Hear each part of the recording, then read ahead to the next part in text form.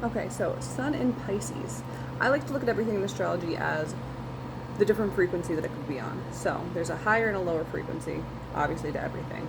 Um, Higher frequency of a Pisces Sun is going to be someone whose personality and just kind of like the shell, the candy coating, if you will, of who they are, being more intuitive, more just kind of like naturally like loving, like more of like a kind, like a genuine kind versus just like a nice, if you will, if that makes sense.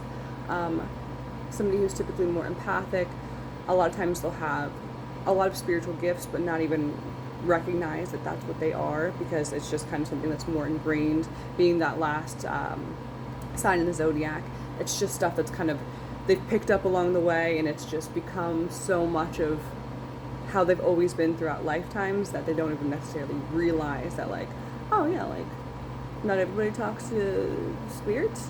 Oh, like, not everybody, has crazy vivid meditations or dreams, like things like that. And of course, like other signs experience these things, but this is a lot of big Piscean energy. They tend to be more mystical, more like ethereal. One thing that I've noticed about Pisces Sun, and that, throughout my years of knowing quite a few, is that they tend to, it's like you can't quite put your finger on it. You're like, I don't know exactly who you are and what your intentions are, but usually you'll feel like an overall question mark, but veering toward their intention seems good, or question mark, but they also seem shady. Like just, I don't know. Does that make sense? But like the lower vibrations obviously would be, that question mark, and they seem shady. Kind of using their spirituality to manipulate, like feeling into situations.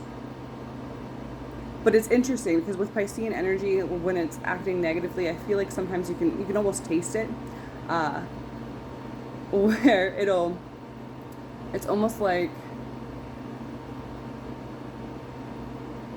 you're seeing this energy that's supposed to be used for good and you're seeing it used for negative, and you can just kind of feel it in your soul, like something's not lining up quite right here. So that can be a thing. Or like I said, I mean, depending on who they are, they can be more masterful with it. Pisces is ruled by Neptune, so it loves that experience of, stepping into like a role. Like how can I like mold myself into something? So that can also be like almost like shapeshiftery, like for good or for bad. But yeah, those are a few things that I just want to throw out there. Let me know what you think.